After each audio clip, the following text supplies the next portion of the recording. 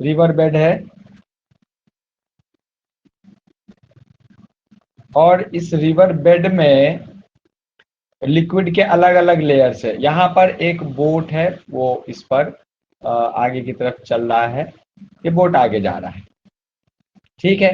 तो बोट अपने साथ जो लिक्विड है इसको भी क्या करेगा, आगे की तरफ ड्रैग करके लेके जाएगा ड्यू टू विस्कस। हम लोग अभी पढ़ रहे हैं विस्कस लिक्विड। तो विस्कस लिक्विड क्या होता है, ऐसे लिक्विड जिनके लेयर्स के बीच में फोर्स लगता है, जब वो फ्लो करें तो एक लेयर दूसरे लेयर पे फोर्स लगाए तो उनको हम लोग विस्कस लिक्विड कहते हैं। हर लिक्विड का कुछ ना कुछ विस्कोसिटी होता है, कम या ज्यादा, ठीक है ना। नॉन विस्कस लिक्विड हम उन्हें कह सकते हैं जिसका बिल्कुल जीरो विस्कोसिटी हो, और ये एक आइडियल केस है बस, ठीक है। प्रैक्टिकली नहीं है, आइडियल केस है। और प्रैक्टिकली है जब नेग्लिजिबल बहुत कम विस्कोसिटी होता है तो उसको हम लोग नॉन विस्कस फ्लूइड कह देते हैं। But generally fluids are viscous and they must have some viscosity. तो देखिए विस्कोसिटी क्या है, विस्कोसिटी है बेसिकली नेचर है उनका, रिटर्न फोर्स लगाता है। जैसे हम लोग फ्रिक्शन फोर्स में देखे थे friction coefficient, in the same वे यहाँ पे विस्कस फोर्स लगा रहा है तो कॉफिशिएंट ऑफ विस्कोसिटी, ठीक है। तो क्या होगा कि अलग अलग लेयर जो है वो उनका स्पीड अलग अलग हो जाएगा डाउनवर्ड। जैसे सपोज करिए कि आप एच हाइट नीचे जाते हैं, सपोज करिए कि एच जेड हाइट आप नीचे जाते हैं इस बेड में, रिवर बेड के नीचे। तो देखिए ये वाला लेयर जो वाटर का है, जो बिल्कुल ग्राउंड से चिपका हुआ है, इसका तो वेलोसिटी जीरो है। जबकि ये जो बोट चल रहा है उससे जो चिपका हुआ लेयर होगा उसका कुछ अच्छा खासा वेलोसिटी होगा, वो बोट के साथ साथ आगे आगे ड्रैग होता रहेगा। फिर उनकी वेलोसिटी कम होगी, पानी वहीं का वहीं रहेगा, पानी बोट के साथ पूरा जहां तक बोट जाता है वहां तक नहीं जाएगा, क्योंकि फिर बोट में ऐसा नौका शेप बना रहता है ना, तो पानी को साइड से रास्ता देने के लिए। तो आप समझिए, लेकिन इसके साथ फिर भी जो लिक्विड है वो कुछ ना कुछ दूर तक तो साथ में ड्रैग होते हुए जाएंगे। तो जैसे जैसे डाउनवर्ड जाते हैं रिवर बेड के अंदर तो उनका वेलोसिटी कम होते रहता है। तो सपोज करिए कि जेड हाइट पर नीचे जाने के बाद, जेड हाइट पर जब आप गए नीचे, तो इस पॉइंट ऑफ टाइम पे उसका वेलोसिटी था, वाटर का वेलोसिटी था v। और जब आप थोड़ा और हाइट नीचे आए डी जेड, जब आप डी जेड हाइट नीचे आते हैं तो वाटर का जो वेलोसिटी है उस वो थोड़ा सा और कम होके हो जाता है डीवी। ये जो चेंज आएगा ये चेंज है डीवी, तो यहाँ हो जाएगा v माइनस डीवी, चेंज आया डीवी का। तो इस पॉइंट ऑफ टाइम पे जो वेलोसिटी होगा वो हो जाएगा v माइनस डीवी, सही है। क्योंकि वेलोसिटी डीवी से क्या हो गया, चेंज हो गया, कम हो गया। तो अब आप समझिए, जहां यहां पर जब हम रेशियो निकालेंगे ना, डीवी बाई डी जेड का रेशियो, क्योंकि देखिए वेलोसिटी यहाँ पर जेड का फंक्शन है, हाइट नीचे जाने पर वेलोसिटी चेंज हो रहा है। तो डीवी बाई डी जेड जब हम रेशियो निकालते हैं, इसे ही हम लोग कहते हैं वेलोसिटी ग्रेडियंट। क्या कहते हैं, वेलोसिटी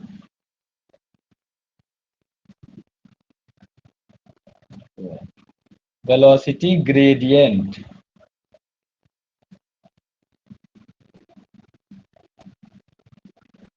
ठीक है, यहीं तक चल रहा है, इसमें आगे आगे तक नहीं जा रहा। तो समझिए वेलोसिटी ग्रेडियंट कहते हैं उसको। तो अब आगे बात उठता है कि हम लोग को विस्कस फोर्स के बारे में जानना है कि विस्कस फोर्स जो है वो किस चीज के प्रोपोर्शनल है।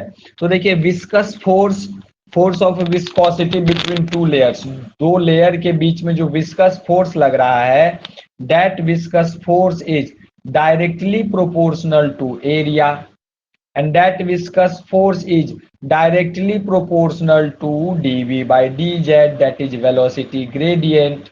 क्लियर है। तो viscous force, Shivam Kumar, Kishan Kumar, Sana Parveen, Sumit Kumar, MD Dev, ठीक है। चलो, तो जो विस्कस फोर्स है, viscous force is directly proportional to area, area जितना एरिया कांटेक्ट में है वाटर के, directly proportional to area and directly proportional to the velocity gradient। this quantity dv by dz ये हम कैलकुलेट कर सकते हैं, ये कोई बड़ी बात नहीं है। z और v का ग्राफ बनाना और dv by dz कैलकुलेट कर लेना है। तो force, viscous force is directly proportional to, viscous force is directly proportional to area and dv by dz. जब हम इनको साथ में कंबाइन करते हैं तो हमारे पास आता है viscous force is directly proportional to area into dv by dz, where dv by dz is velocity gradient। ठीक है ना, कि किसी भी दो लेयर के बीच का, जितना आप नीचे जाएंगे फिर आप वहां का, जैसे हम यहाँ पे, यहाँ की बात करें इस जगह की, शायद यहाँ पे आपको मार्कर नहीं दिख रहा होगा, अब दिख रहा है क्या मार्कर? यहाँ पे जो हम बता रहे हैं ये जगह बोर्ड के नीचे डीवी बाई डीजेड की जगह पे, यहाँ पे मेरा मार्कर दिख रहा है क्या?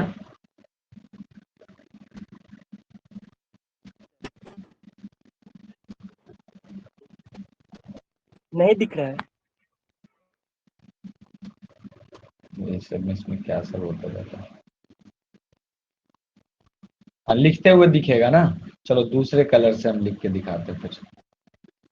तो देखिए इस जगह पर, किस जगह पर, यहाँ इस जगह पे जब हम जो डीजेड हाइट नीचे आने पर वेलोसिटी का जो चेंज आया है डीवी, ये जो इस जगह पे अगर हम विस्कस फोर्स इन दोनों लेयर के बीच में कैलकुलेट करें तो देखो ये वाला अपर वाला लेयर जो है ये इसको आगे की तरफ खींच रहा होगा और पीछे वाला, नीचे वाला जो लेयर है उसको पीछे की तरफ खींच रहा होगा। तो ये विस्कस फोर्स का हम लोग डायरेक्शन भी बता सकते हैं।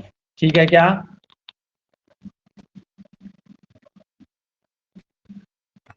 Yes sir. कैसे जूम हो गया, जूम आउट कैसे होगा, बहुत दिक्कत आता है। अब ये मार्कर दिख रहा है ना, ये मार्कर दिख रहा है, हाँ सही। तो देखो दिखा सर। हाँ, इस जगह इस लेयर में जब हम विस्कस फोर्स ये वाला कैलकुलेट कर रहे होंगे तब ये हम फॉर्मूला हम लोग यूज करेंगे। ठीक है, एक और प्रॉब्लम है।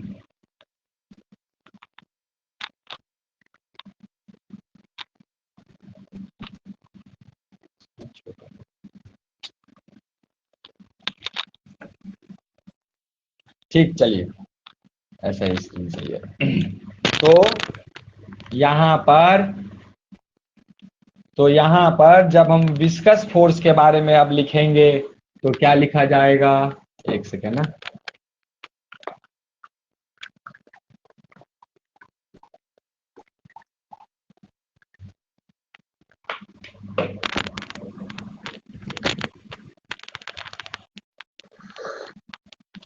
फोर्स ऑफ विस्कोसिटी इज, अब देखो प्रोपोर्शनैलिटी हटाएंगे, कांस्टेंट आएगा। कांस्टेंट क्या आएगा? ईटा। ठीक है, कांस्टेंट क्या आ जाएगा बच्चे लोग? ईटा। ईटा ए डीवी बाय डीजेड। ठीक है, और ये विस्कस फोर्स का नेचर नेगेटिव है क्योंकि ये क्या करता है, रिलेटिव मोशन को अपोज कर रहा है। तो यहाँ पे हम लोग क्या लगा देंगे, माइनस साइन लगा देंगे। नेगेटिव साइन यहाँ जो इंक्लूड किए हैं ये बताता है कि फ्रिक्शनल फोर्स वो अपोजेज रिलेटिव मोशन, ये उसका नेचर बताता है माइनस साइन। ठीक है, ईटा को ही हम लोग कहते हैं, ये क्वांटिटी जो है हमारे सामने ईटा, इस ईटा को हम लोग कहते हैं coefficient of viscosity. Coefficient of viscosity. तो जैसे आपका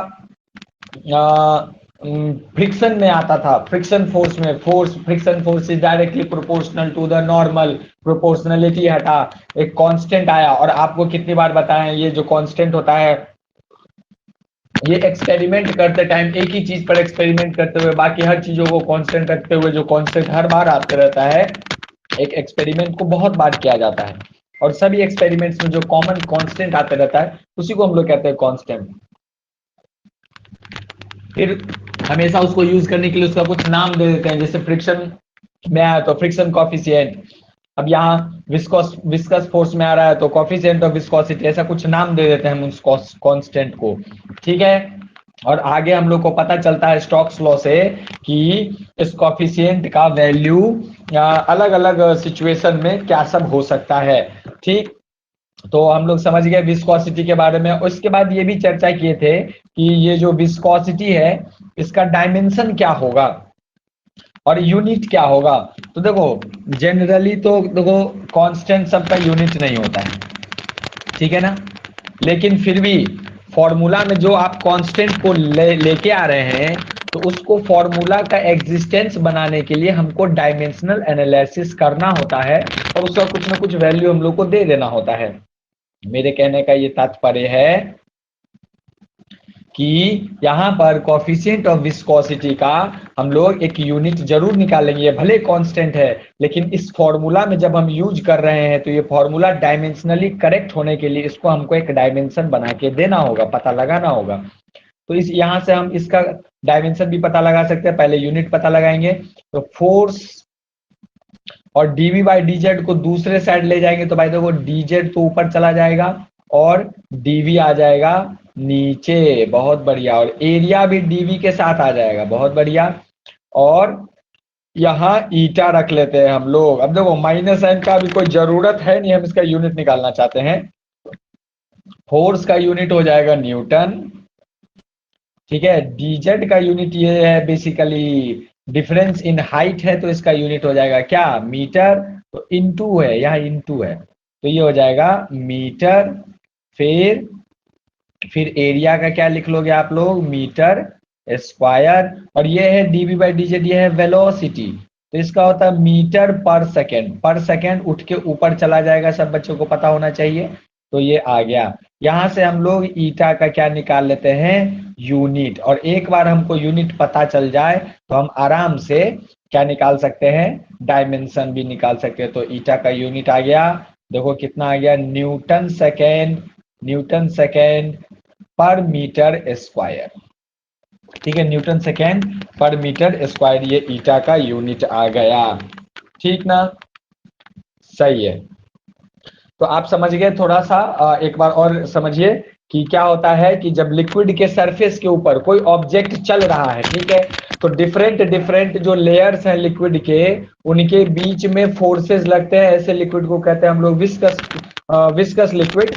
और फोर्स ऑफ विस्कस लगता है जो कि रिलेटिव मोशन को, बोट के जैसे ये बोट चल रहा है पानी के सरफेस पर, तो इसके मोशन को क्या कर रहा है, अपोज कर रहा है रिवर बेड, रिवर का पानी। तो फिर भी साथ में जो अपर लेयर है,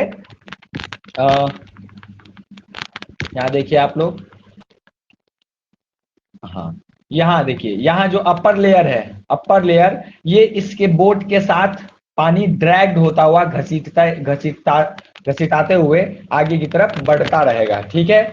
और जैसे जैसे हम यहाँ पे ऑब्जर्व करें कि डीप इनसाइड द रिवर बढ़ रहे हैं, नीचे का जो लेयर है वो पानी का वो तो शांत ही है, ऊपर का लेयर ये हलचल में है, ये बोट के साथ आगे की तरफ बढ़ने की कोशिश कर रहा है। और ये धीरे धीरे लेयर, नीचे वाला लेयर ऊपर वाले लेयर को पीछे की तरफ धकेलना चाहता है, आगे वाला लेयर वो बोट के साथ घसीटते हुए जा रहा है, तो वो कोशिश कर रहा है कि नीचे वाला भी लेयर उसके साथ चले, सब मिल के साथ चले, लेकिन ऐसा हो नहीं पा रहा है। तो यहाँ जो अपोजिंग मोशन, अपोजिंग फोर्स लग रहा है सेकेंड लेयर के द्वारा फर्स्ट लेयर पे, दैट इज विस्कस फोर्स। और ये देखो न्यूटन सेकेंड लॉ के, थर्ड लॉ के हिसाब से नीचे वाला लेयर अगर ऊपर वाले लेयर पे फोर्स लगा रहा है पीछे की तरफ, नीचे वाला लेयर ऊपर वाले पे लगा रहा है पीछे की तरफ, और ऊपर वाला लगा रहा है नीचे वाले पे आगे की तरफ, ठीक है। तो यहाँ पे जो आप ये आगे की तरफ डायरेक्शन देख रहे हैं कि ये आगे ऊपर वाला बॉडी नीचे वाले पे आगे फोर्स लगा रहा है, और ये जो नीचे वाला लेयर ये पीछे की तरफ उसको धकेलना चाहता है, ठीक है।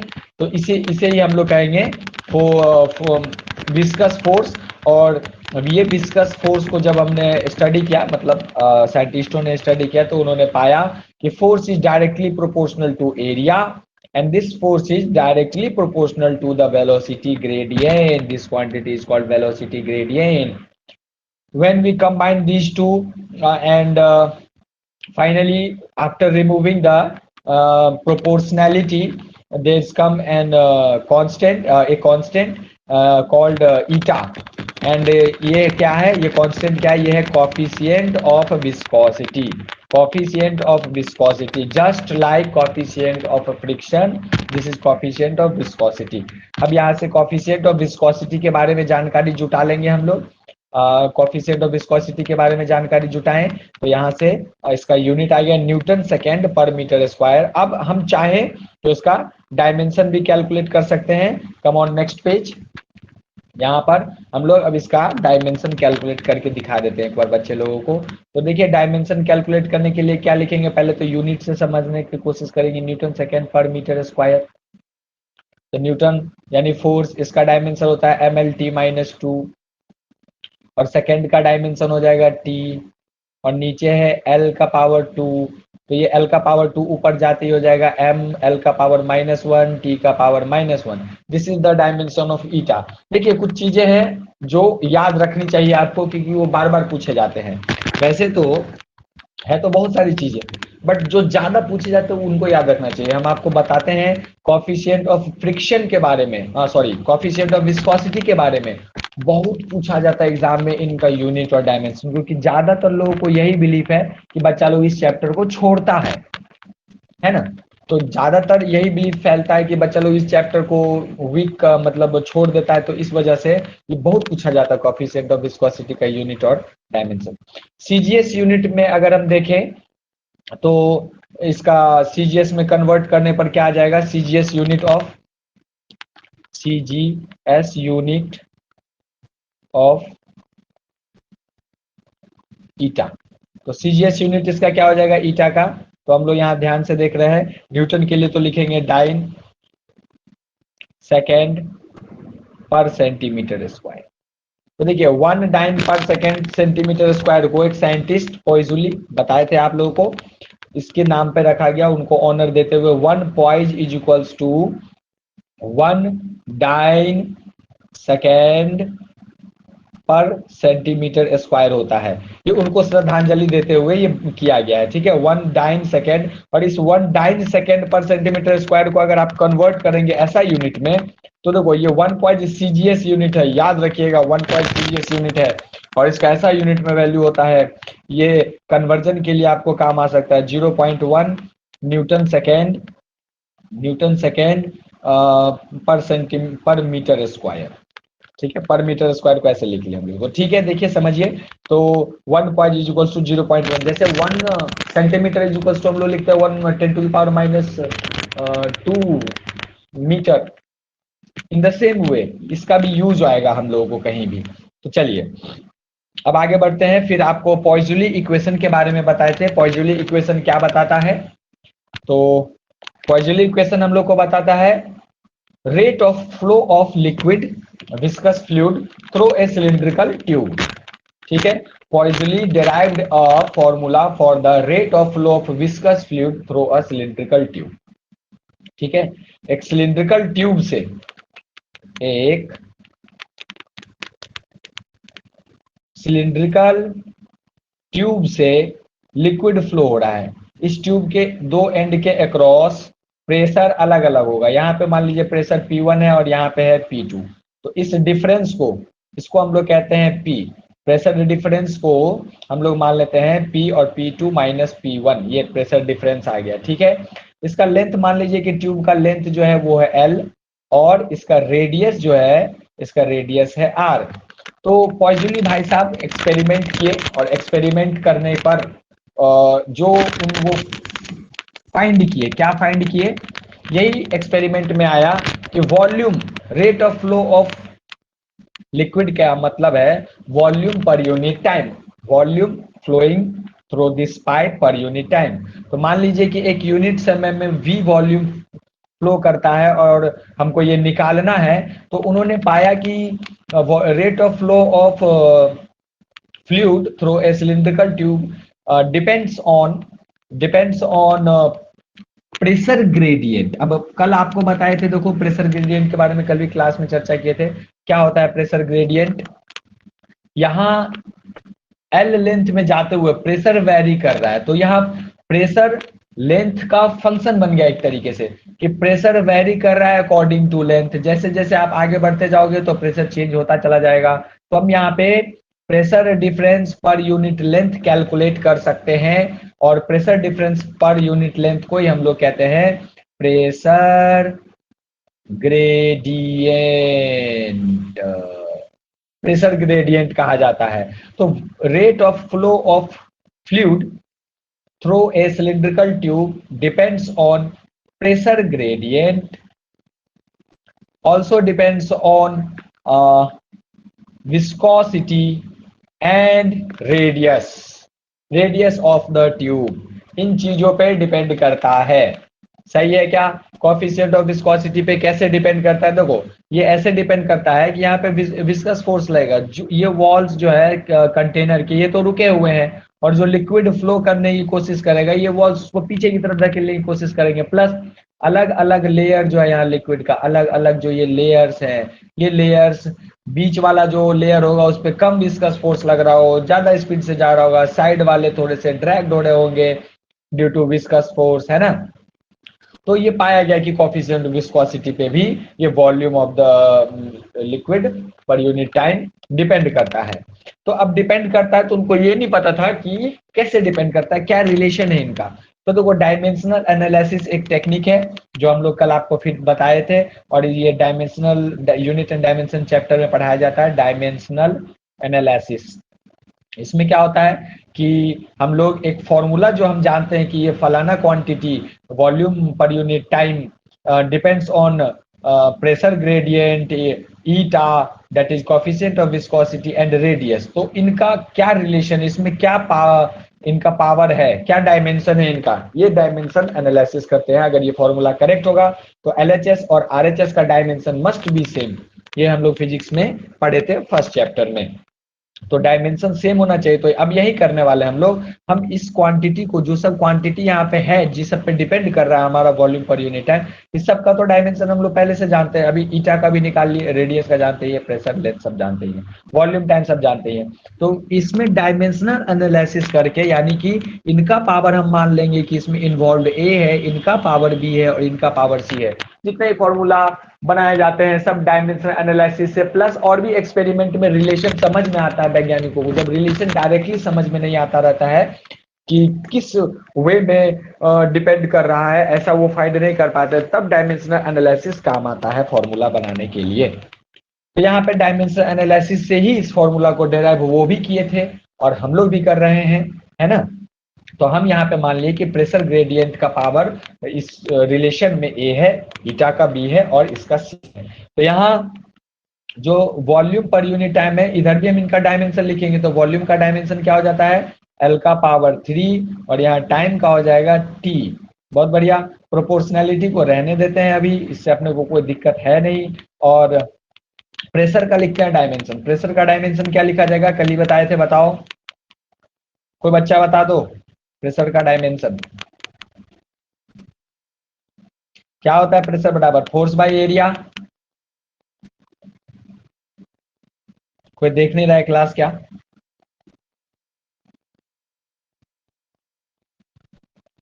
प्रेशर बराबर क्या होता है? Force by area. वॉल्यूम आया ना तो जवाब देते। Yes sir. तो प्रेशर बराबर फोर्स बाय एरिया। फोर्स का ml t-2 और एरिया का L2। तो L2 ऊपर जाती L-1 आ जाएगा। तो क्या आ जाएगा प्रेशर का यहाँ पर डायमेंशन, m L-1 t का पावर -2, और नीचे से क्या लाएगा, सबका पावर हो जाएगा a। ईटा का डायमेंशन हम लोग लिखे थे m L-1 t-1। अभी जस्ट पीछे वाले पेज में निकालें, इसका पावर b, और यहाँ पे अपने को कुछ मिटाना होगा क्योंकि हम लोग मुसीबत में फंस जाएंगे। ये इस चीज को हटाते हैं।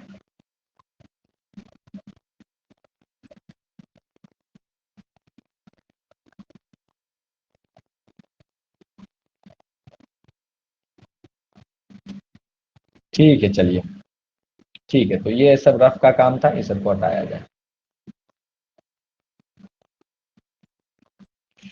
ओके, तो यहाँ अब r का क्या लिखेंगे, l का पावर c।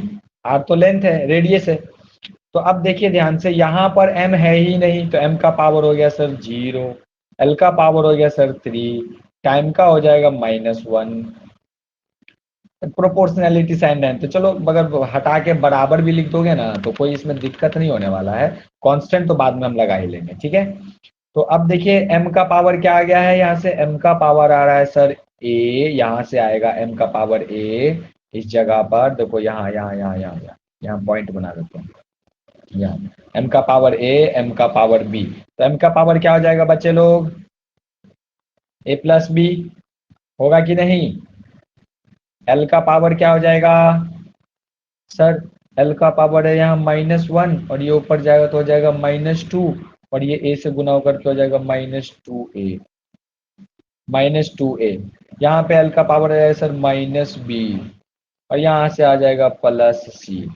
बहुत बढ़िया, यहाँ ये थर्ड वाला से +c आ गया। तो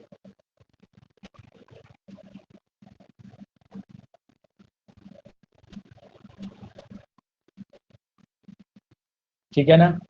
तो अब हम लोग फिर से एक बार समझते हैं, यहाँ देखो यहाँ से आपका आ गया m का पावर a, यहाँ से आ जाएगा m का पावर b, तो a प्लस b लिख दिए। l का पावर ये ऊपर जाएगा तो -2 और ये -2a, l का पावर -b, l का पावर c लिख दिए। और t का पावर यहाँ से -2a, यहाँ से है -b। बहुत बढ़िया, तो यहाँ से हम लोग लिख देंगे t का पावर है -2a और -b, -b।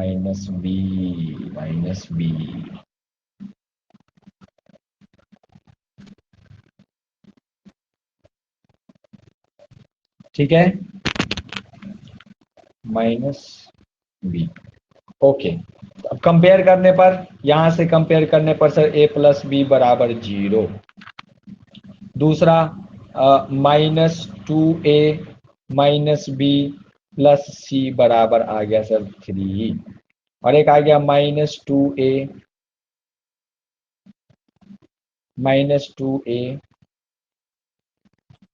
-b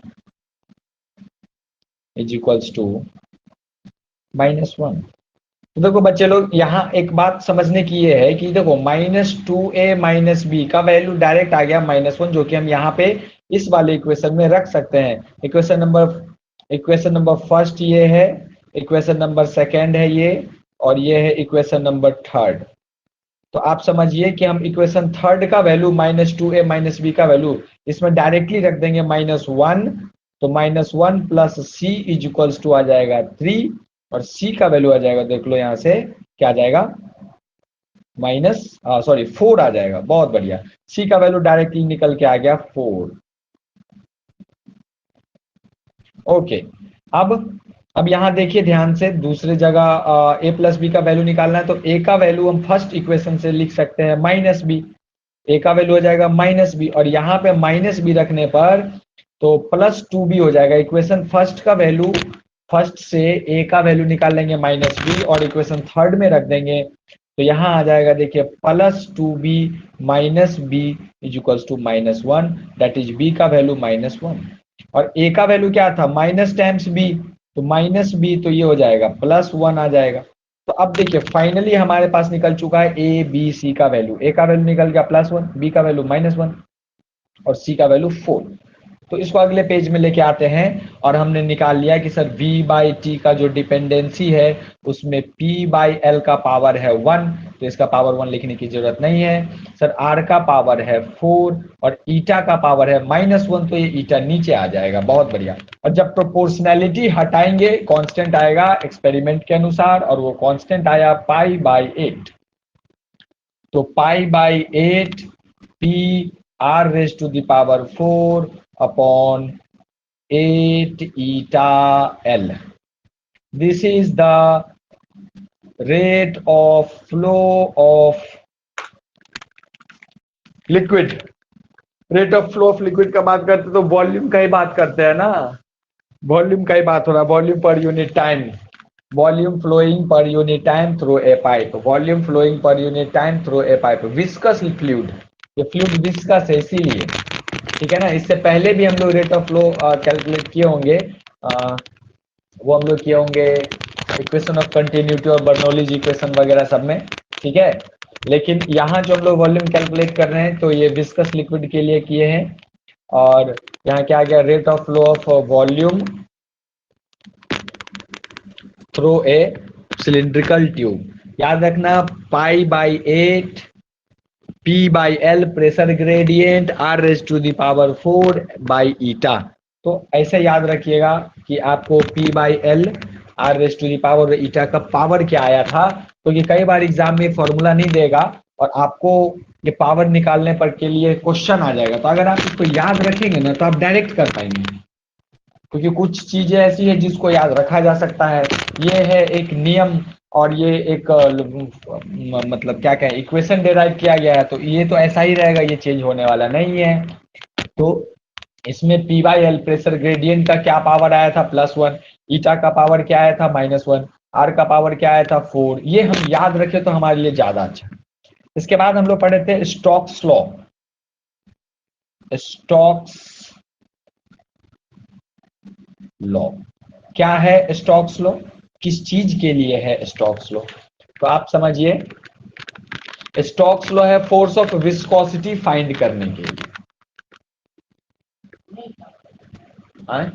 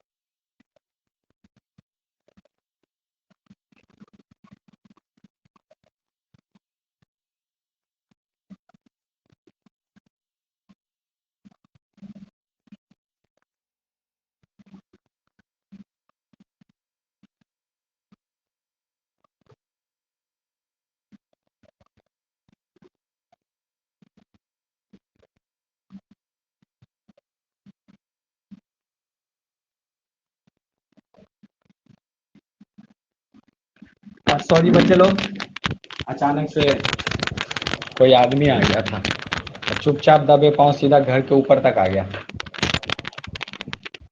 चलिए, तो स्टोक्स लॉ किस चीज के लिए है? जब हम लोग लिक्विड में किसी ऑब्जेक्ट को यहां से छोड़ते हैं, ठीक है, अगर हवा में छोड़े, फ्लूइड में छोड़े तो क्या होगा? किसी भी ऑब्जेक्ट को जब हम छोड़ते हैं ग्रेविटी का एक्शन लगता है उस पर, ग्रेविटी के कारण एक फोर्स लगता है। अगर हम एक ऑब्जेक्ट को हवा में ऐसे ड्रॉप करें h हाइट नीचे से ग्राउंड से, तो ग्रेविटी के कारण एक फोर्स लगेगा जिसके कारण ये नीचे की तरफ चलता रहता है। अब देखो यहाँ एटमॉस्फेयर में जो एयर मॉलिक्यूल्स है ना, ये भी यहाँ पे, ये एयर भी तो फ्लूइड ही है, ये भी यहाँ पे फोर्स लगा रहा होता है पीछे की तरफ, ठीक है।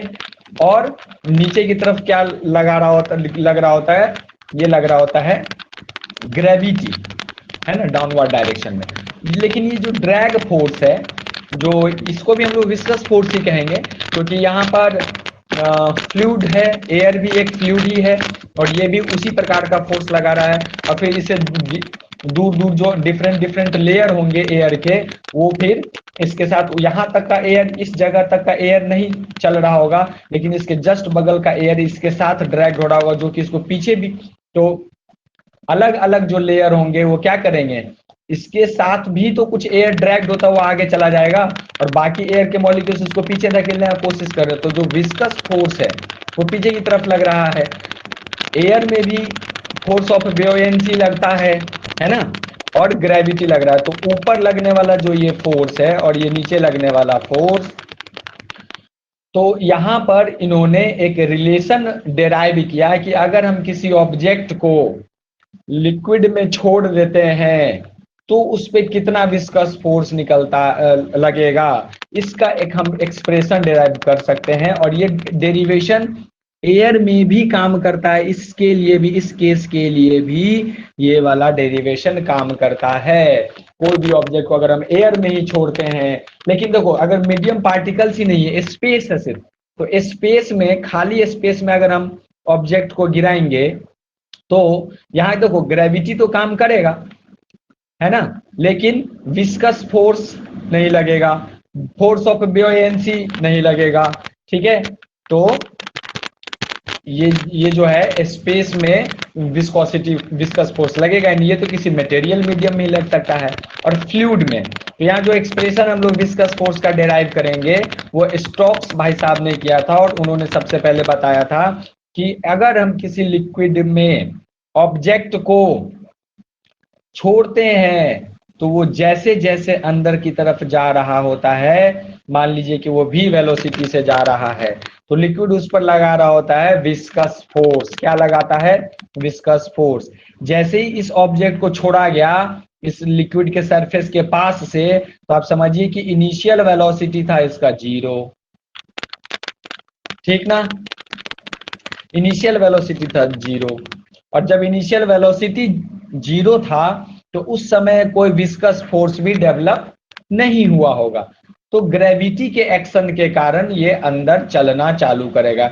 जैसे जैसे ये एक बार ये कंप्लीटली अंदर में आके चलने लग गया, तो अब आप ध्यान दीजिए कि मान लीजिए कि ये जो ऑब्जेक्ट है हमारा, इसका डेंसिटी रो है, और ये जो लिक्विड है इसका डेंसिटी है सिग्मा, और इनका अब यहाँ पर अभी हम कंसीडर कर रहे हैं कि रो इज ग्रेटर देन सिग्मा।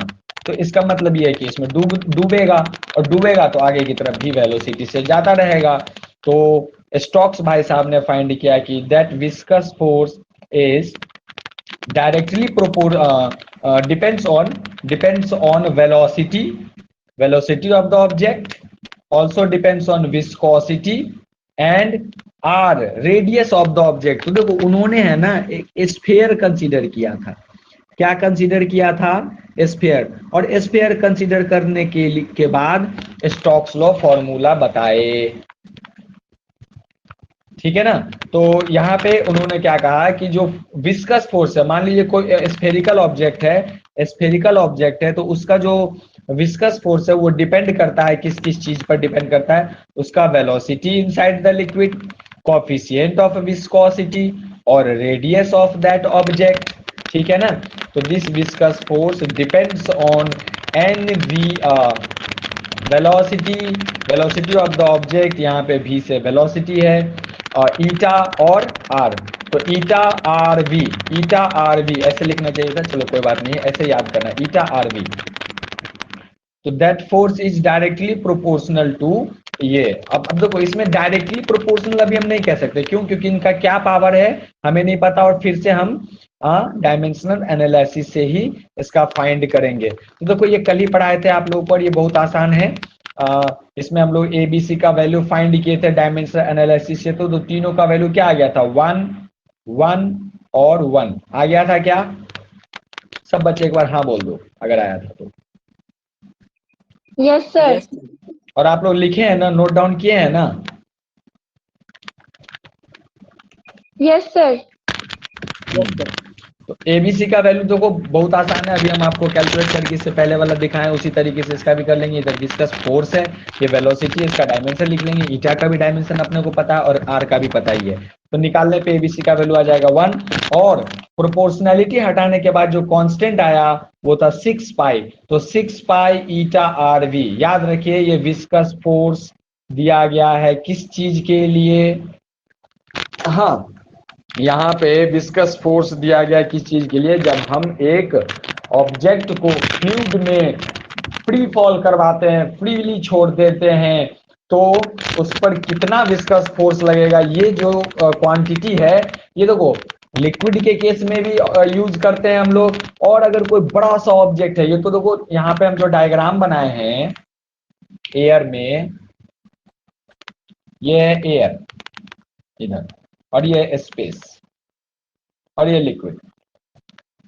तो देखो एयर में जो ये हम बनाए डायग्राम, ये ऑब्जेक्ट अगर इमेजिन करो बहुत बड़ा है तो एयर का जो ड्रैग फोर्स लगेगा वो भी ज्यादा लगेगा, है ना। तो यहाँ पे कंसिडरेबल अमाउंट में फिर जब ड्रैग फोर्स आएगा विस्कस फोर्स, उसको फिर हम लोग कैलकुलेट भी कर सकते हैं, ठीक है। और ये छोटे लेवल पे भी लगता है, बस वही है वैल्यू क्वांटिटी कम आएगी। और ये विस्कस फोर्स निकालने के लिए इस दोनों केस में हम लोग ये फॉर्मूला यूज कर सकते हैं 6 पाई ईटा आर वी।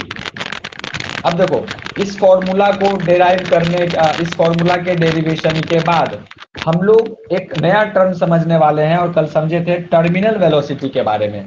क्या होता है terminal velocity?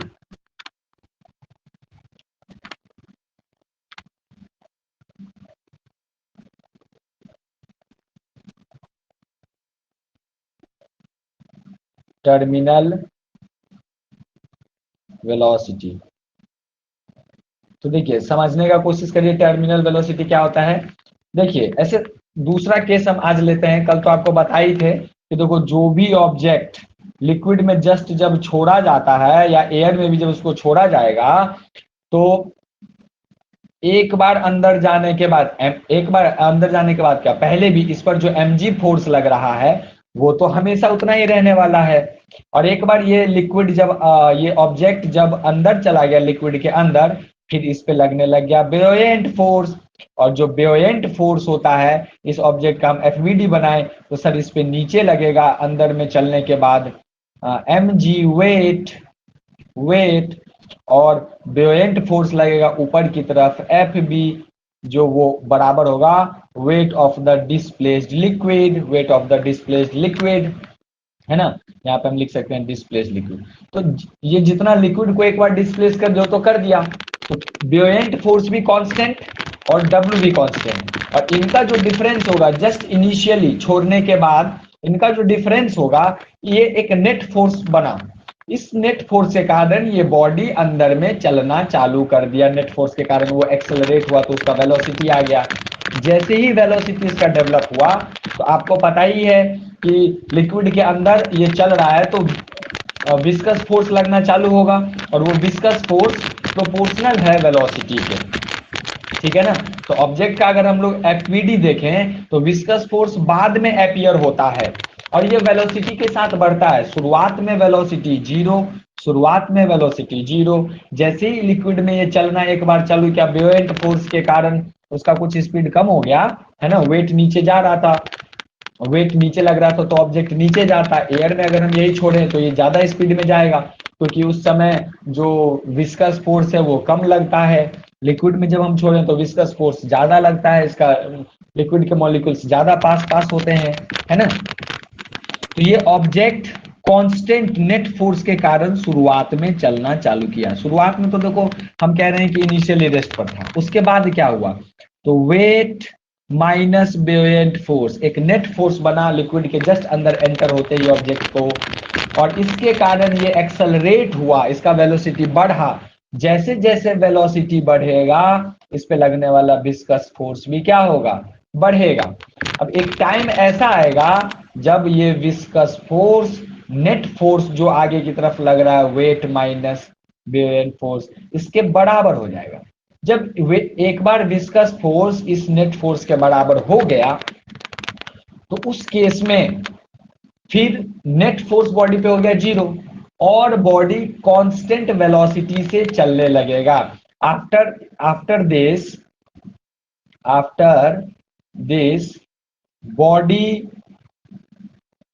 Will move with constant, और ये सब प्रोसेस बहुत जल्दी जल्दी होता है, ठीक है ना। Constant velocity and this velocity is called terminal velocity। terminal velocity, ठीक है ना। आफ्टर दिस, इसके बाद जब ये फोर्स बराबर हो जाएंगे उसके बाद body will move with constant velocity, और इस कांस्टेंट वेलोसिटी को हम लोग कहते हैं, क्या कहते हैं, टर्मिनल वेलोसिटी। देखिए इसका एक रियल लाइफ में हम आपको एक बात समझाते हैं। रियल लाइफ में देखो, आसमान से पानी, बादल से वर्षा, ये बादल है और यहाँ से पानी की बूंदें गिरनी चालू हुई, ठीक है, इस तरीके से पानी की बूंदें।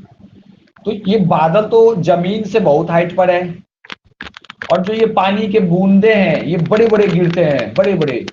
ये एटमॉस्फेयर में आते आते घर्षण से महसूस करते करते करते इनका साइज छोटा होता है ना, और फिर ये नीचे जब ग्राउंड पे आते तो छोटी छोटी बूंदे बन जाते हैं।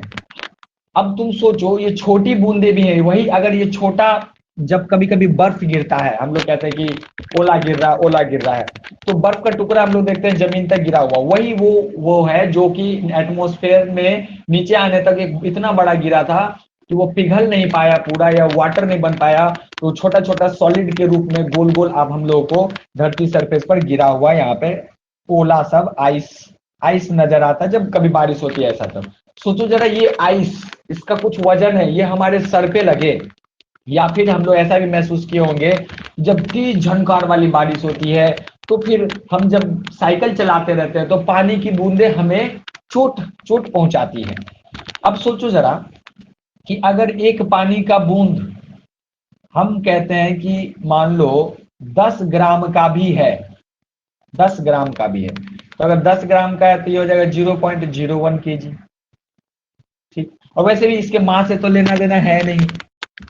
हम जब जानते हैं कि कोई भी ऑब्जेक्ट जो फ्री फॉल करता है, फ्रीली जो गिरता रहता है, ठीक है, फ्रीली गिरने वाला लिक्विड का जैसे जैसे ये डाउनवर्ड आते जाएगा उसका स्पीड क्या होगा, बढ़ते जाएगा।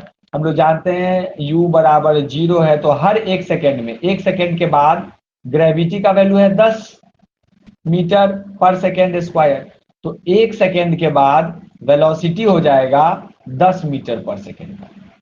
अगले 1 सेकेंड के बाद फिर वेलोसिटी हो जाएगा 20 मीटर पर सेकेंड का, ठीक है।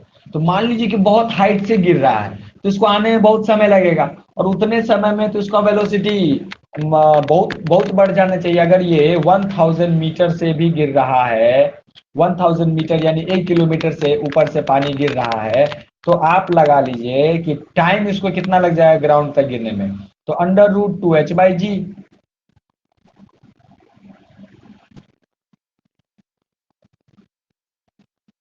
तो ये आ जाएगा 10√2, दैट इज √2 का वैल्यू अगर 1.4 ले लेते हैं, तो 10 इंटू सिर्फ 1.4 लेते हैं, तो ये आ जाएगा 14 सेकेंड, 14 सेकेंड।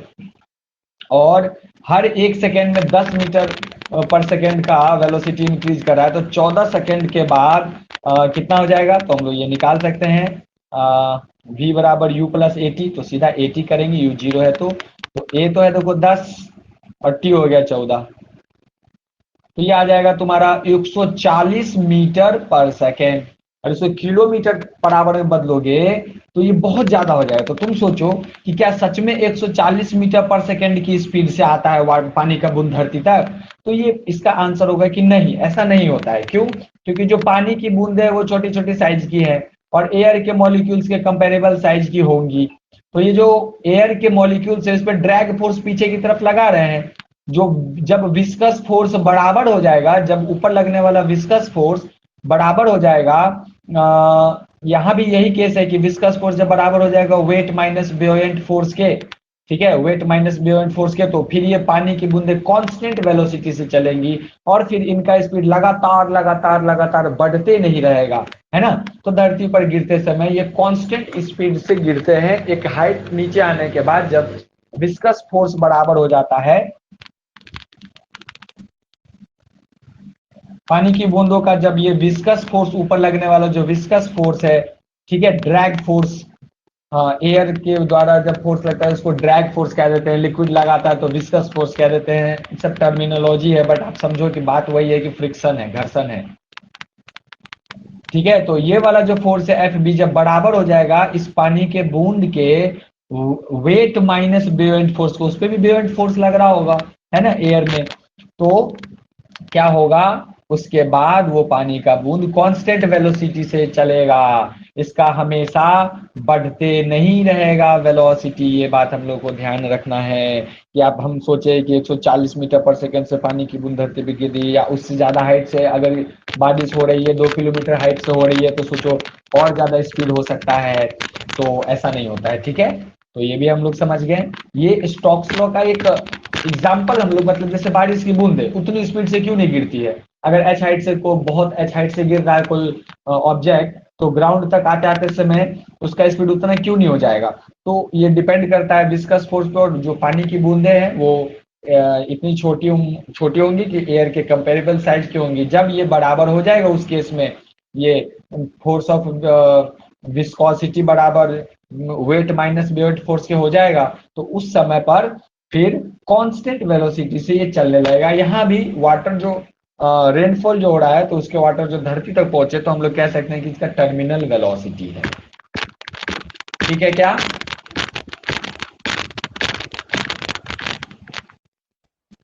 Yes sir. अभी ये रेनफॉल वाला केस समझ में आया? Yes sir. यस सर, आगे समझ। Okay okay okay.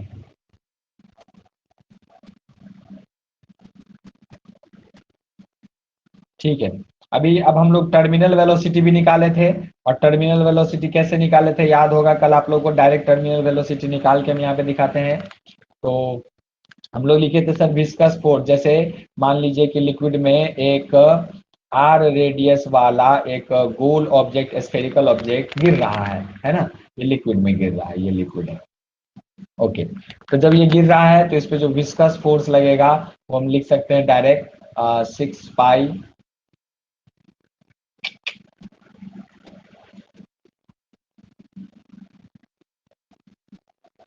6 pi eta are, और इसका हम टर्मिनल वेलोसिटी मान लेते हैं कि v नॉट है, तो v नॉट, ठीक है, टर्मिनल वेलोसिटी के प्रोपोर्शनल होता है विस्कस फोर्स। अब क्या हमको निकालना वेट, तो देखो ये ऑब्जेक्ट जो है ना, ऑब्जेक्ट इसका डेंसिटी हम लोग रो माने हैं और लिक्विड का माने हैं सिग्मा, इसका वॉल्यूम हो जाएगा 4/3 πr³।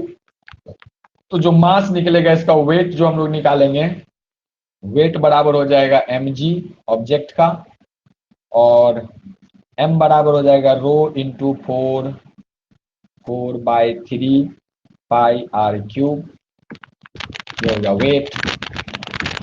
ओके, लिक्विड में तो वॉल्यूम तो ऑब्जेक्ट का इतना ही लेंगे और इसको g से गुना कर देंगे तो ये आ जाएगा, और जो इस पे लगेगा बेयोएंट फोर्स, वो बेयोएंट फोर्स हम लोग निकाल सकते हैं, तो उसमें होता है वॉल्यूम ऑफ द ऑब्जेक्ट, तो वो उतना ही आ जाएगा 4/3 πr³। सिग्मा से गुना करेंगे, उसका मास निकालना तो, और ग्रेविटी, तो ये आ गया। इनका डिफरेंस निकाल लेंगे, वेट माइनस एफ बी का डिफरेंस निकाल लेंगे, और तो ये डिफरेंस निकालते ही क्या आ जाएगा, देखो 4/3 πr³ तो कॉमन है, यहाँ हो जाएगा रो माइनस सिग्मा टाइम्स जी, रो माइनस सिग्मा टाइम्स जी हो गया। और हम लोग क्या कह रहे हैं कि एफ बी को जब बराबर करेंगे वेट माइनस एफ बी के, उसके बाद टर्मिनल वेलोसिटी से चलने लगता है। तो अब देखिए एफ बी का वैल्यू लग 6 pi eta r v naught is equals to 4/3 πr³ into rho minus sigma times g. ठीक है, यहाँ से कटिंग सेरेमनी कर लेंगे, 2 2 जा 4, 2 3 जा 6, पाई को भी काट देंगे। हाँ यार, पाई भी कट रहा है, तो पाई को भी हवा, एक आर से पावर भी कट जाएगा, तो डायरेक्ट अब हम लोग वी नोट लिखने लायक हो गए हैं। लिखते हैं 2/9, 2/9। अब देखिए यहाँ पे आर की पावर है 3 और यहाँ आर की पावर 1, एक पावर जाने के बाद बचेगा आर स्क्वायर। फिर क्या बच रहा है, फिर आपका बच रहा है ब्रैकेट में रो माइनस सिग्मा टाइम्स जी, और 2/9 के बट्टा में इधर से ईटा भी आ गया, आर तो कट गया तो ईटा आ गया, तो 9 ईटा। तो देखिए हम लोग निकाल चुके हैं टर्मिनल वेलोसिटी, और ये चीज फ्लूइड के लिए वैलिड है। आप जानते हैं एयर को भी फ्लूइड में ही हम लोग लेके आते हैं, which can flow are called fluids. तो एयर भी फ्लो होता है तो फ्लूइड है। यहाँ ये चीज एयर के लिए भी है, लिक्विड के लिए भी है, दोनों के लिए है। इसके बाद देखिए अब आप लोग को आखिरी इस चैप्टर को खत्म बोले थे कर देंगे आज, थोड़ा सा एक क्विक रिवीजन कल का इसलिए लिए क्योंकि बच्चे लोग को ये लग रहा है कि इस चैप्टर सबको हम लोग अच्छे से नहीं पढ़ पाए हैं, तो बार बार रिवीजन कराने से, 2 बार 3 बार पढ़ाने से फिर धीरे धीरे जब याद हो जाएगा ना, दिमाग में बैठ जाएगा, तो तब लगेगा कि नहीं नहीं हाँ सही है सही है। ओके, तो देखो कोफिशिएंट ऑफ विस्कोसिटी को स्टोक भाई साहब ने फाइंड किया, और कैसे फाइंड किया, इसी फॉर्मूला से। देखो समझो जरा, जो चीजें फिजिकली हमें दिखती हैं, जो चीजें हम ऑब्जर्व कर सकते हैं, वो हम कैलकुलेट कर सकते हैं। जो चीजें हम नहीं देखते हैं, नहीं कैलकुलेट कर सकते। अब जैसे ईटा है कोफिशिएंट ऑफ विस्कोसिटी, ये कैसे कैलकुलेट होगा, ये जो अभी हम लोग टर्मिनल वेलोसिटी का फॉर्मूला निकाले हैं, v naught is equals to 2r square rho minus g, sorry rho minus sigma, तो rho minus sigma into g by 9 eta. Okay, अब मान लो पढ़ते पढ़ते ऐसा हुआ कि ईटा तो बाद में आया हमारे पास, आर वगैरह अपने को पता था, क्योंकि जो ऑब्जेक्ट को हम पानी में डुबोए तो उसका रेडियस हम मेजर कर सकते हैं बाय यूजिंग स्क्रू गॉज। फिर डेंसिटी अपने को पता है ऑब्जेक्ट का भी, और लिक्विड का भी, लिक्विड वाटर है तो उसका पता ही है, और डेंसिटी ऑब्जेक्ट का हम लोग कैलकुलेट कर सकते हैं। तो ग्रेविटी अपने को पता है 2/9, सब पता है। ईटा ये तो लिक्विड का प्रॉपर्टी है ना, विस्कस होना ये लिक्विड का प्रॉपर्टी है, और आप कैसे जान पाएंगे इस क्वांटिटी को, लेकिन हम वी नॉट जान सकते हैं सर। स्टोक ने यही किया था, स्टोक भाई साहब ने क्या किया था कि एक बड़ा सा टैंक बनाया, टैंक में फिट किया एक ऐसा ट्यूब,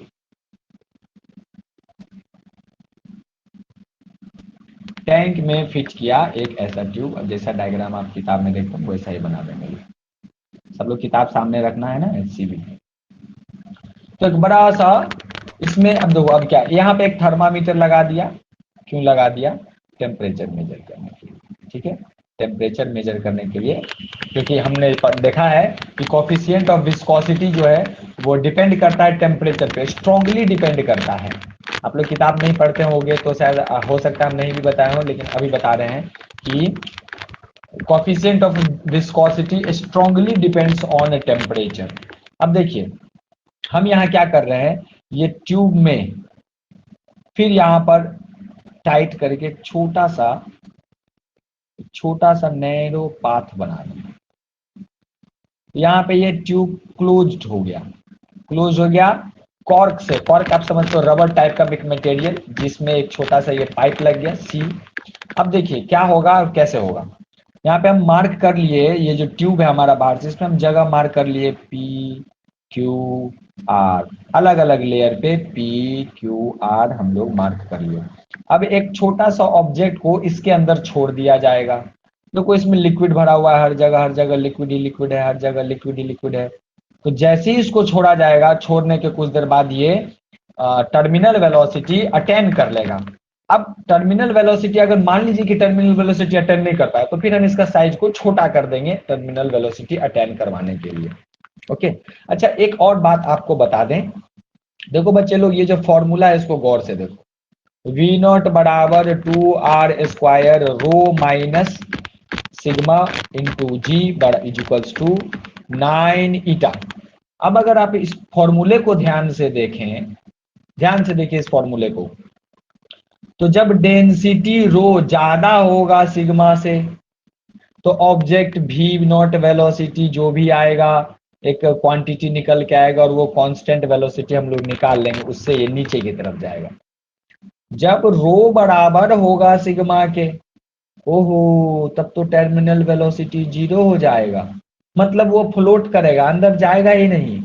ओहो, इसके बाद अगर हम लोग देखें कि अगर रो छोटा हो जाए सिग्मा से, ओहो, तो वेलोसिटी जो हम नीचे की तरफ मान रहे थे, इसका डायरेक्शन नेगेटिव आ जाएगा, और नेगेटिव आएगा मतलब ये ऊपर की तरफ जाएगा।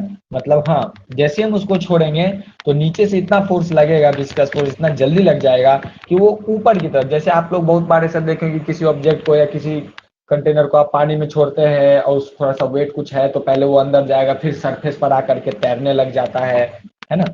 तो ये सब केस की बात हो रही है।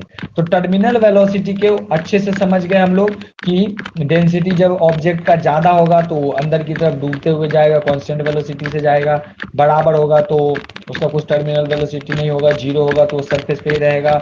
और ज्यादा डेंसिटी है, कम डेंसिटी है ऑब्जेक्ट का डेंसिटी अगर कम है, ऑब्जेक्ट का डेंसिटी अगर कम है सिग्मा से, ठीक है, ऑब्जेक्ट का डेंसिटी अगर सिग्मा से कम रहेगा, तो आप समझिए कि उसको जैसे ही छोड़े वैसे ही ऊपर की तरफ विस्कस फोर्स बराबर होते ही ऊपर की तरफ कांस्टेंट वेलोसिटी से वो जाएगा, और फिर सरफेस पर आकर के आधा डूबता हुआ या आधा बार, डिपेंड्स ऑन द डेंसिटी, वो तैरेगा। ठीक है, तो यहां से हमको ये भी समझ में आ गया। चलिए अब आगे बढ़ते हैं, हम लोग बात करते हैं कि जैसे इस पार्टिकल को हमको दूसरे कलर से बनाना चाहिए डिफ्रेंशिएट करने के लिए, रेड से बना लेते हैं। तो जैसे इस पार्टिकल को छोड़ देंगे हम और ये पार्टिकल अंदर जाएगा, तो ये P से Q और Q से R ये दूरी इक्वल है। यहाँ इन दोनों P और Q के बीच की दूरी को, डिस्टेंस PQ को हम लोग D मान लेते हैं। और मान लीजिए कि PQ डिस्टेंस चलने में हम टाइम ऑब्जर्व करेंगे। हम क्या करेंगे, स्टॉप वॉच से P से Q जाने का समय और Q से R जाने का समय, यहाँ पे टाइम नोट करेंगे, और ये टाइम बराबर होना चाहिए, तभी आया आपका टर्मिनल वेलोसिटी, समझिए, क्योंकि कांस्टेंट वेलोसिटी से तभी ना चलेगा। तो ये वेलोसिटी हम लोग निकाल सकते हैं यहाँ से। वेलोसिटी को हम लोग, अगर ये डिस्टेंस d है और टाइम t लगा, तो वेलोसिटी बराबर हो जाता है d बाई टी। वेलोसिटी बराबर क्या हो जाएगा, टर्मिनल वेलोसिटी। अब देखो हम लोग ये टाइम स्टॉप वॉच से और डिस्टेंस तो हम पहले से फिक्स कर रखे थे, पार्टिकल के जान यहाँ से यहाँ गुजरने का समय नोट किए, यहाँ से यहाँ गुजर P से Q और Q से, देखिए P से Q और Q से R आने का टाइम नोट करेंगे। दोनों टाइम सेम होगा तभी समझिए कि टर्मिनल वेलोसिटी आया। अगर सेम नहीं आया, भाई साहब वापस बुला लेंगे, वापस मतलब दूसरा डालेंगे, इसमें दूसरा मास डालेंगे, उससे छोटा वाला मास डालेंगे, जिसका फिर उसमें टर्मिनल वेलोसिटी आएगा, और टर्मिनल वेलोसिटी हम लोग d बाई टी कैलकुलेट कर सकते हैं। अब देखिए इसी फॉर्मूले से हम लोग कैसे कॉफिशिएंट ऑफ विस्कोसिटी, यही है स्टोक्स मेथड, ये अपैरेटस सेटअप है स्टोक्स मेथड का। और यहाँ से हम लोग ईटा बराबर फॉर्मूला यहाँ पे हमको को मिल गया है 2r²। देखो r² हम कैलकुलेट कर सकते हैं, रो सिग्मा जी सब कैलकुलेटेबल है, ठीक है ना, rho minus sigma into g by 9 और भी नॉट का वैल्यू आ गया डी बाई टी। अपैरेटस हमारा है, ये पाइप हमारा है, छोटा सा ये जो पाइप है ये भी हमारा है, तो इसका हमने कैलकुलेट कर लिया है रेडियस। ठीक, ग्रेविटी अपने को पता है, ये ऑब्जेक्ट का डेंसिटी भी हमको पता है रो है, और ये सिग्मा है आपका, लिक्विड का डेंसिटी, जी है ग्रेविटी। अब बाकी चीजें आप समझते ही हैं। तो इस मेथड से, इसी को कहते हैं हम लोग स्टोक्स मेथड, ये फॉर्मूला यूज करके हम लोग आराम से ये कैलकुलेट कर सकते हैं कॉफिशिएंट ऑफ विस्कोसिटी। तो इस फॉर्मूले को भी अगर आप कहीं देखें तो घबराने की कोई बात नहीं है, और आप समझ जाएंगे कि ये कॉफिशिएंट ऑफ विस्कोसिटी निकाला गया बाय स्टोक्स मेथड। ठीक है क्या? स्टोक्स मेथड समझ में आया कोएफिशिएंट ऑफ विस्कोसिटी मेजर करने के लिए? Yes sir. सर लेकिन टेम्परेचर पे कैसे डिपेंड करेगा विस्कोसिटी, बताइए ना। अब देखो ये इतना ही बताया गया है कि टेम्परेचर पे डिपेंड करता है, और ये कैसे डिपेंड करता है ये नहीं बताया गया है बाबू ने। बस इतना पता है कि स्ट्रांगली डिपेंड करता है, और अलग अलग ये कांस्टेंट वैल्यू है जो अलग अलग एक्सपेरिमेंट में अलग अलग वैल्यू दिया हुआ है। आप ये किताब में पढ़िए, देखिए आप पेज नंबर 291 पे 291 पे आप देखिए तो टेम्परेचर अलग अलग के लिए आपका एक छोटा सा टेबल बना हुआ है कोएफिशिएंट ऑफ विस्कोसिटी। 0 डिग्री पे coefficient of viscosity of air दिया है, वाटर दिया है, और एक कैस्टर ऑयल का दिया है, और अलग अलग टेम्परेचर के लिए अलग अलग आया है। तो ये कैसे डिपेंड करता है ये तो अभी हम हमारे टॉपिक में ज्यादा है नहीं, बस इतना हमें पता है कि डिपेंड करता है। टेम्परेचर बदलेगा तो कोएफिशिएंट ऑफ विस्कोसिटी बदल जाएगा। देखो हम समझा सकते हो तुमको कि कैसे बदल जाता है। देखो टेम्परेचर बढ़ाते हैं ना तो मॉलिक्यूल्स फैलते हैं, एक्सपेंशन होता है, पता है ये बात? बोलो। Yes sir. Yes sir. जैसे कोई लिक्विड है, सपोज करो कि कोई लिक्विड है। अब हम जब इसका टेम्परेचर बढ़ाते हैं तो क्या होता है, इसके मॉलिक्यूल्स बॉन्ड वॉन्ड टूटते हैं, थोड़े से ये फैलते हैं। तो जब फैले तो इनका डेंसिटी क्या हो गया? डिक्रीज कर गया। डेंसिटी क्या कर गया? डिक्रीज। डिक्रीज कर गया ना लिक्विड का। हाँ। हाँ बहुत बढ़िया। तो अब देखो यही ईटा बराबर के अभी जो हम लोग फॉर्मूला निकाले हैं 2r² रो माइनस सिग्मा जी बाय 9 और v नॉट, ये सही है। जब भाई इसी लिक्विड का कुछ पार्टिकुलर टेम्परेचर है, टेम्परेचर बढ़ाएंगे तो सिग्मा क्या होगा? ये घट जाएगा, डिक्रीज करेगा। सही है क्या?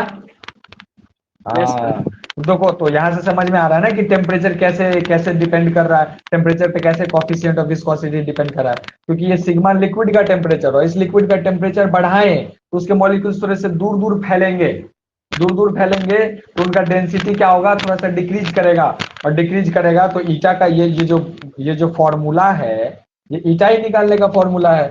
अभी अभी जो स्टोक्स मेथड बताए हैं ये ईटा ही निकालने का फॉर्मूला, यहाँ पे डी/टी आ जाएगा। ठीक है, तो इसमें हम लोग देख रहे हैं कि जैसे ही टेम्परेचर वेरी करेगा डेंसिटी वेरी कर जाएगा ऑब्जेक्ट का इसका, और फिर वो गरम गरम में ये ऑब्जेक्ट बाहर से आपका गिरेगा तो उसका भी डेंसिटी वेरी करने का चांसेस में भी हो सकता है, लेकिन वो सॉलिड है इसका कम ही होगा। लिक्विड का तो ज्यादा वेरी करेगा है ना टेम्परेचर बढ़ाने पर। क्लियर है क्या? Yes sir. समझ में आ गया ना कि टेम्परेचर बढ़ाने से कैसे। तो आप यहाँ पे देखो कि यहाँ पे लिखा भी है कोएफिशिएंट, पेज नंबर 291 में जहाँ पे dimension of coefficient of viscosity हम लोग निकालते हैं वहाँ लिखा है coefficient of viscosity strongly depends on temperature, और टेबल बना हुआ है नीचे। और ये फॉर्मूला जो अभी आप सर क्या बोलो? टेम्परेचर बढ़ाएंगे तो विस्कोसिटी, कोएफिशिएंट ऑफ विस्कोसिटी कम हो जाएगा। देखो तुम जो वहां पीछे वैल्यू देख रहे हो ना टेम्परेचर बढ़ाने हाँ। पे, तो वो जो है ना, देखो सेंटीपोइज लिखा हुआ है। ठीक है क्या? Yes sir. हाँ तो तुम वहां जो देख रहे हो विस्कोसिटी ऑफ कैस्टर ऑयल, उसका देखो कम हो रहा है कि नहीं हो रहा है? पॉइज में है हाँ। तो, यस और सर। वो सेंटीपॉइज में है। तो सेंटीपॉइज में जो वैल्यू न्यूमेरिकल बढ़ रहा है लेकिन हो तो रहा है कम। Yes sir. समझ गया ना? सर लेकिन एयर का तो बढ़ जाता है ना। कहाँ कहाँ बढ़ रहा है? वहां भी बाबू रे माइक्रोपॉइज में है वो। देखो देखो viscosity of air is in micropoise 10⁻⁶ में, तो वो वैल्यू बढ़ नहीं रहा है। सर माइक्रोपॉइज है तो वो तो एक ही कांस्टेंट रहेगा ना, फिर ऊपर में 171 है नीचे में 218, इसका मतलब बढ़ेगा ही ना।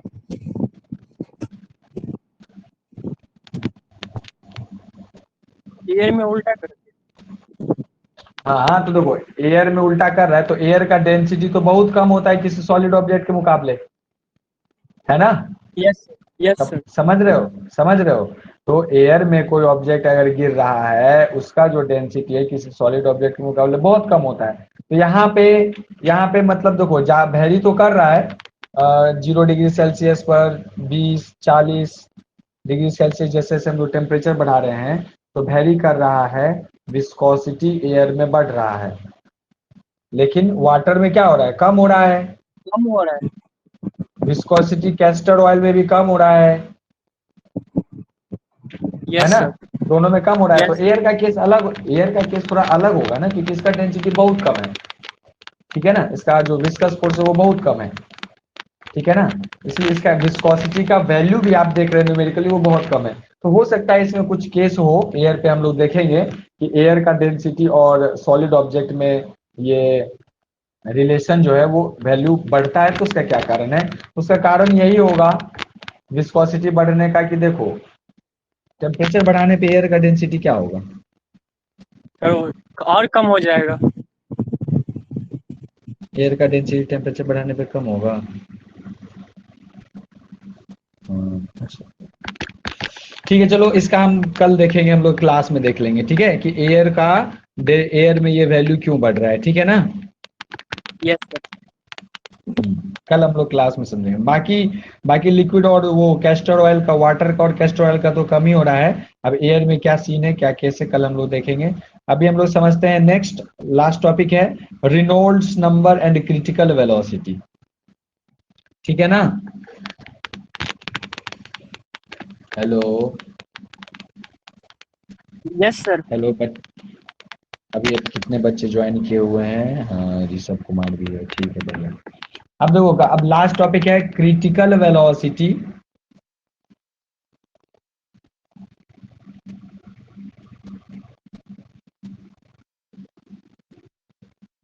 क्रिटिकल वेलोसिटी, तो देखिए समझते हैं।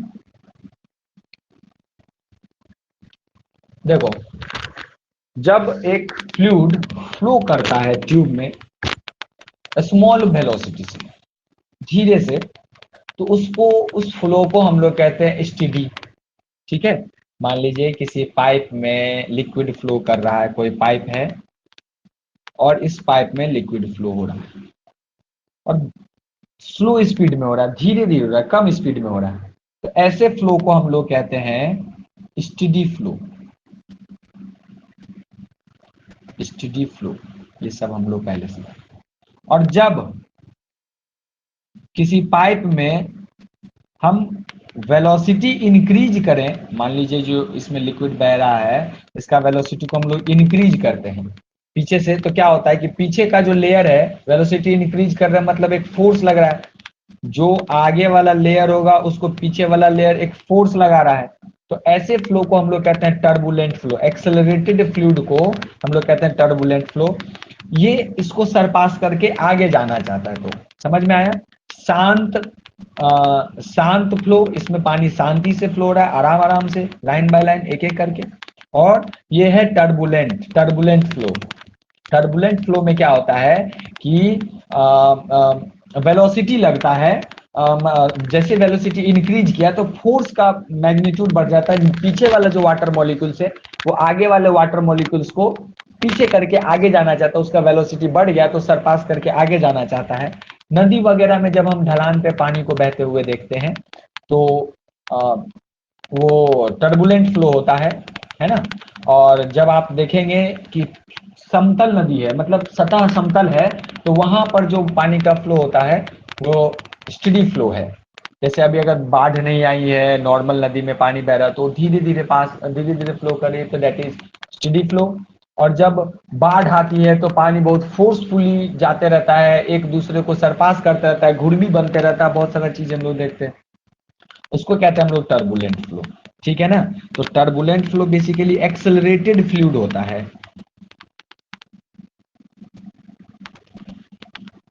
टर्बुलेंट फ्लो, ठीक है। अब समझिए क्रिटिकल वेलोसिटी किसको कहते हैं। तो largest velocity which allows A steady flow is called critical velocity.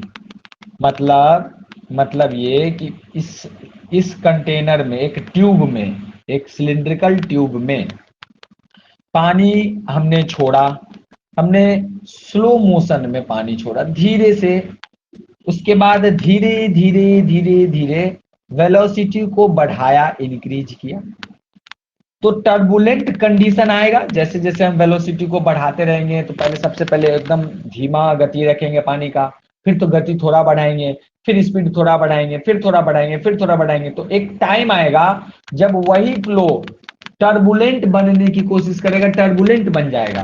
तो उस पॉइंट ऑफ टाइम पर जो वेलोसिटी है लिक्विड का, उसको हम लोग कहेंगे क्रिटिकल वेलोसिटी।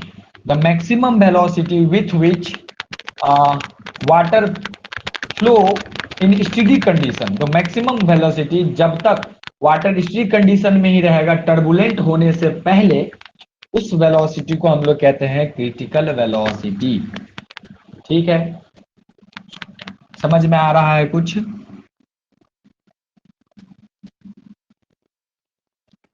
टर्बुलेंट, हाँ एक बार और समझाते हैं।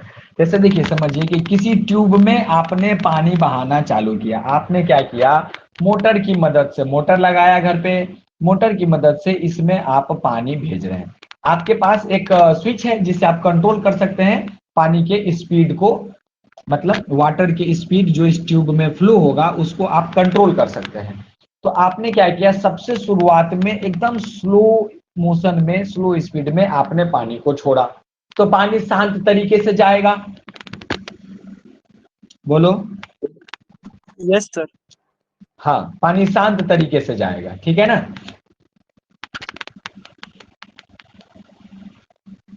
तो देखिए, पानी एकदम शांति तरीके से धीरे धीरे जाता रहेगा।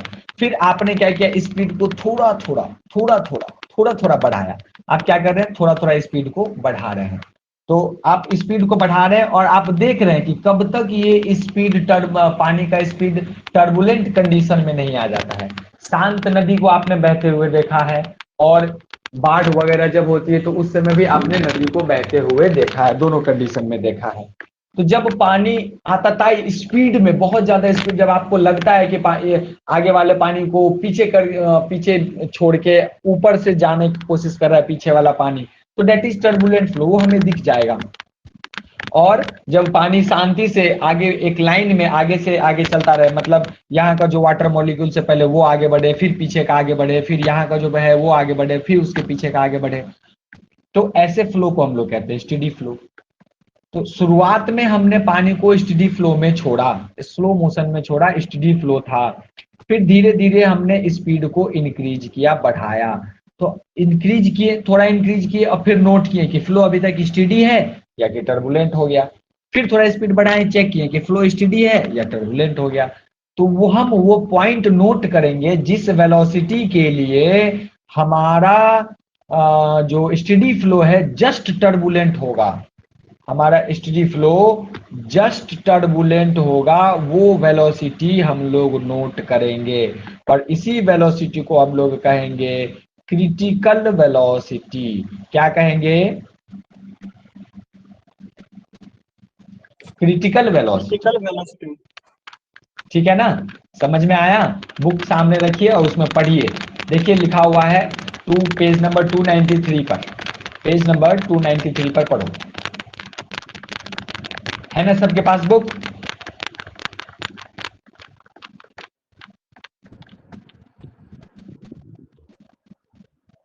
मेरे साथ साथ पढ़ो, अगर सबके पास बुक है तो मेरे साथ साथ पढ़ो। When a fluid flows in a tube with a small velocity, the flow is steady. जब एक फ्लूइड को, चलो हम तुमको है ना इस पे ही हम दिखाते हैं बुक। चलो हम बोर्ड शेयरिंग को हटाते हैं, नहीं तो रहने दो, चलो रहने दो, अभी हम बाद में शेयर करेंगे उसको, क्योंकि एक साथ बहुत सारा चीज शेयर नहीं हो पाएगा। व्हाइट बोर्ड शेयर करेंगे या तो डॉक्यूमेंट शेयर करेंगे, तो व्हाइट बोर्ड ही अभी रहने देते हैं। तो बुक आप लोग सामने रख लीजिए और साथ में पढ़िए क्या लिखा हुआ है। तो when A fluid flows in a tube with velocity, with a small velocity the flow is steady. As the velocity is gradually increased, जैसे जैसे वेलोसिटी को थोड़ा थोड़ा ग्रेजुअली धीरे धीरे बढ़ाया जाता है, at one stage the flow becomes turbulent. एक स्टेज पर आते ही फ्लो क्या हो जाएगा? टर्बुलेंट हो जाएगा। The largest velocity which allows a steady flow is called critical velocity. वो वेलोसिटी जब स्टेडी फ्लो जस्ट कन्वर्ट होने लगेगा टर्बुलेंट फ्लो में, उस मैक्सिमम वेलोसिटी को हम लोग कहेंगे क्रिटिकल वेलोसिटी। क्लियर हुआ? यस सर, हो गया क्लियर। क्लियर हुआ ना? स्टेडी फ्लो से टर्बुलेंट फ्लो होते समय जो वेलोसिटी रहेगा, उस वेलोसिटी को हम लोग कहेंगे क्रिटिकल वेलोसिटी। मान लीजिए कोई लिक्विड है, पहले स्टेडी फ्लो में फ्लो कर रहा है, फिर धीरे धीरे वो टर्बुलेंट बनने वाला, उसका स्पीड बढ़ रहा है और धीरे धीरे वो टर्बुलेंट फ्लो की तरफ बढ़ रहा है। तो टर्बुलेंट बनने से जस्ट पहले और स्टेडी फ्लो के जस्ट बाद बीच में जब वो चेंज हो रहा होगा, उस पॉइंट ऑफ टाइम के वेलोसिटी को हम लोग कहते हैं क्रिटिकल वेलोसिटी। ठीक है ना? अब ठीक है क्या? Yes sir. Okay okay. अब देखिए, अब है नेक्स्ट रेनॉल्ड्स नंबर। हाँ, माइक बंद कर लो कोई बच्चा अपना। तो अब है रेनॉल्ड्स नंबर। रेनॉल्ड्स नंबर क्या है? अब चाहे स्टेडी फ्लो हो या टर्बुलेंट फ्लो हो, वो दोनों डिपेंड करते हैं डेंसिटी पे, वेलोसिटी पे एंड कोफिशिएंट ऑफ विस्कोसिटी पे, और साथ ही साथ डायमीटर, ट्यूब के डायमीटर पे।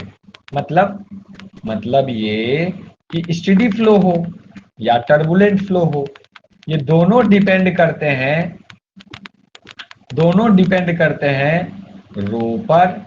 रो is density of the fluid, velocity पर, और डायमीटर ऑफ द ट्यूब, इस ट्यूब के डायमीटर पर। ठीक है?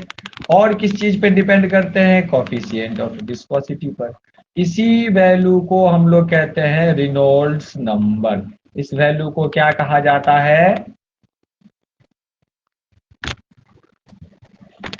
अरे बोलो। Reynolds number. Reynolds number. Rho is density of the liquid. Rho is density of liquid. V is velocity of liquid flowing through a tube. D is diameter of the tube. और ये ईटा है coefficient of viscosity. और इनका ये relation ये define किया गया है as Reynolds number. This quantity is called Reynolds number. अब ये नंबर क्या जरूरी है सर? इस नंबर का क्यों बनाया गया इसको? This number helps in determining whether the flow is steady और turbulent। ये नंबर, ये रेनॉल्ड्स नंबर हेल्प करता है डिटरमाइन करने में। कैसे कैसे हेल्प करता है सर?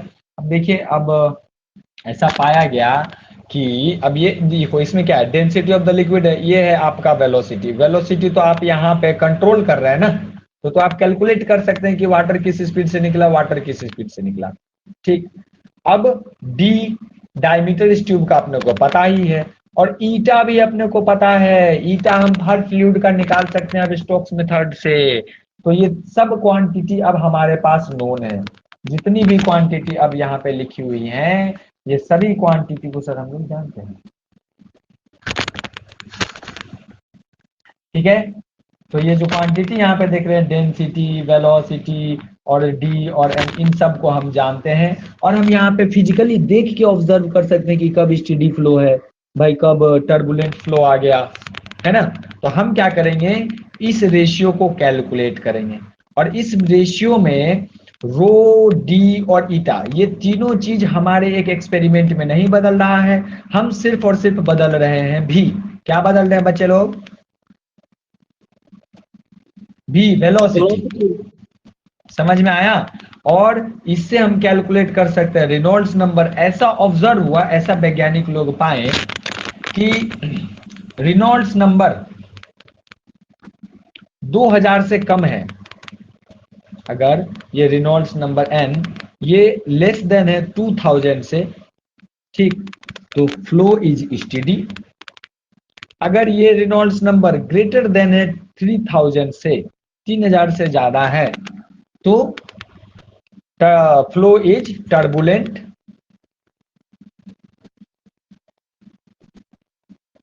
ठीक है, और अगर ये रेनॉल्ड्स नंबर लाइज बिटवीन 3000 से 2000 के बीच में, अगर ये 3000 से 2000 के बीच में लाई करता है रेनॉल्ड्स नंबर, तो इसका मतलब ये हुआ कि फ्लो इज अनस्टेबल। अनस्टेबल क्या, अनस्टेबल मतलब अस्थिर। वो उस समय टर्बुलेंट और रेनॉल्ड्स टर्बुलेंट और स्टेडी कंडीशन के बीच का कंडीशन है अनस्टेबल कंडीशन। अनस्टेबल मतलब ना ही वो अभी शांत है, ना ही वो अभी टर्बुलेंट है। ठीक है, वो अभी अशांत से टर्बुलेंट मतलब स्टेडी से टर्बुलेंट की ओर बढ़ रहा है, और इसमें उसका कुछ वेलोसिटी, जब तक वो टर्बुलेंट का वेलोसिटी अटेन नहीं कर लेगा तब तक वो अनस्टेबल रहेगा। समझ में आया? तो ऐसा ऑब्जर्व हुआ है। इस रेशियो को रो भी डी बाई ईटा को हम लोग कहते हैं रेनॉल्ड्स नंबर, इसी क्वांटिटी को रेनॉल्ड्स नंबर कहा जाता है। इसमें सभी क्वांटिटी कांस्टेंट है, और भी को हम कैलकुलेट कर सकते हैं, भी को हम मैनेज कर रहे हैं, वेलोसिटी बढ़ा घटा के देख रहे हैं, फिजिकली ऑब्जर्व कर रहे हैं कि कब तक स्टेडी फ्लो है, कब से टर्बुलेंट होने लग गया। ठीक है क्या? बोलो बच्चे लोग। ठीक है, एक काम करना है आप लोगों को अच्छे से पढ़ लेना है। ठीक है, आप लोगों को अच्छे से पढ़ लेना है, और पूरा सवाल भी अब बना करके आना अच्छे से। आप सब मैकेनिकल प्रॉपर्टीज ऑफ मैटर को पढ़िए, दोनों चैप्टर रिवीजन करिए, कल 11th का ही क्लास लेंगे, और प्रॉब्लम बना करके आइएगा, कल डिस्कशन करेंगे इसी चैप्टर का। सब mechanical properties of the matter का ही डिस्कशन करेंगे, तो प्रॉब्लम बना करके आइएगा। थैंक यू, धन्यवाद।